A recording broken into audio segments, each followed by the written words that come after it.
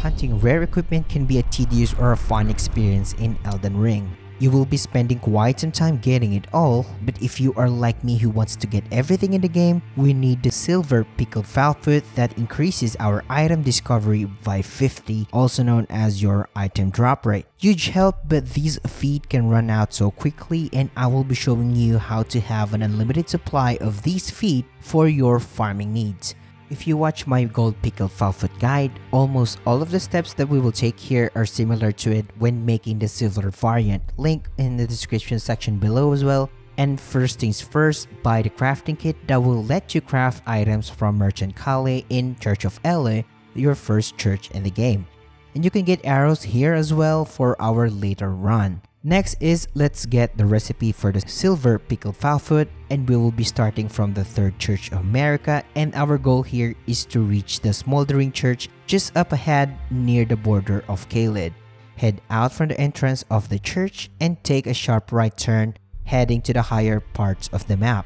Jump your way up by riding the first upstream in here and find the second one not far from your current location. Do the same thing here to the last upstream and follow the path and head east. The smoldering church is in the vicinity, and upon reaching the place, head inside and prepare for an invader. Anastasia is quite an easy target, so you will not have a hard time beating her. After beating Anastasia, she will drop Sacred Scorpion Charm and get the Nomadic Cookbook 14 and Missionary Cookbook 3 near you, which contains the recipe for the Silver Pickled Fowl Foot.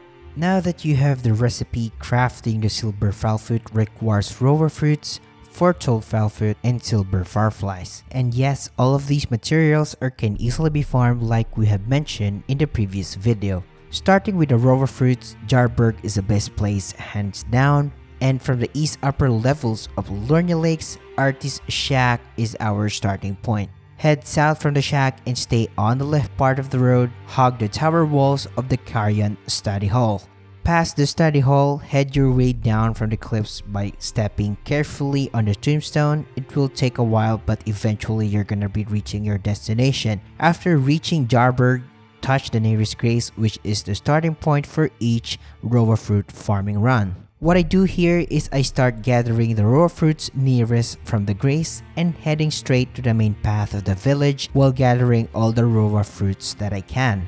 After reaching the end, I double my way back and gather all of the remaining Rowa fruits and rest on the grace to respawn the gathering spots. An alternative spot would be the first step side of grace, your first side of grace in this game, if you don't want to go to Jarburg. However, Jarburg spot is better in a long mile. For the foretold fowl foot, you need a short bow and arrows for this setup. I'll link all of the items needed in the description section below, so be sure to check that out. And our ideal spot when farming these foretold feet is around the area of the Fourth Church of America. From the side of grace, head your way to the lower side of the cliffs and watch how I went off to the cliff, followed up with a double jump to at least survive the fall.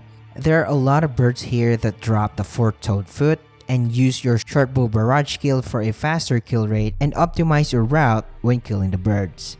After killing all the birds here, gather all the loots and the foretold foot will start to stack, and you can notice it easily. Fast travel back to the Fourth Church of America to reset the run.